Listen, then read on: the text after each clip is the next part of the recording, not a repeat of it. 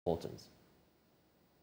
Well, thank you. Happy New Year, and Happy New Year to our listeners. I think the responsibility of instilling confidence in the public as far as the National Cathedral is concerned lies in two areas. First, with those who conceived the project, which is the government, and then second, those who are overseeing the execution of the project. As you know, we live in a world of multiplicity of media sources, so it's very easy for misinformation to go around very, very quickly. So if we are talking about confidence, I think the onus lies on these two groups of people, government and those who are executing the project, to instill confidence. At least we're getting a sense of the figures now. 122 million paid to Jay and Associates, and then we're learning of 225 million cedis paid now to the trust fund. And yet what we see on the grounds is nothing to write home about. Is this the time to take a second consideration on the possibility of halting the project entirely? Well, I'm a pastor. I see how difficult that is. Yeah, the bias, right? Yes. So I don't have, if you like, the kind of expertise that has to do with construction.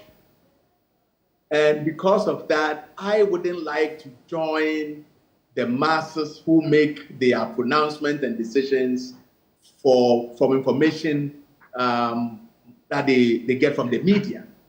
Usually, before I make my mind known on an issue, I want to see empirical evidence. I want to see the facts.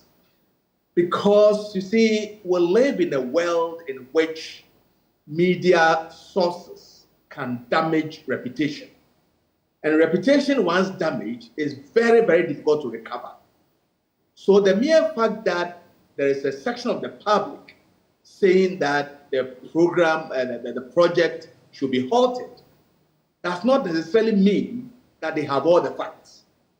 And I wouldn't like to join that, that group of people who are calling for the project to be halted. And I just want to quote the trustee, the chief executive of the trust fund there, talking about more worrying, quote, more worrying being members of parliament. That's the category he has a challenge with. Some say the MPs are simply playing their supervisory role, ensuring that there's the judicious use of state funds.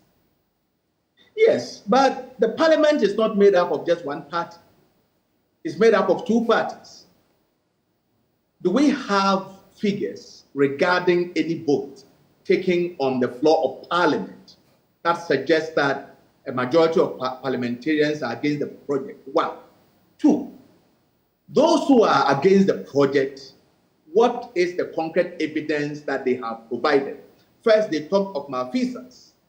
I want to see a publication of the figures to show that money has been paid to people who were not supposed to receive it, or there have been over-invoicing or under-invoicing or whatever. Because, as I said earlier on, it is very easy for anybody to take a microphone, appear on a radio station, appear on TV, and castigate a project when they don't have the facts and the figures. And I expect that if somebody offers himself for parliamentary service and is in parliament, the person will not argue like the ordinary person in the street who does not have information. I expect parliamentarians to argue based on facts and figures and not just on sentiments.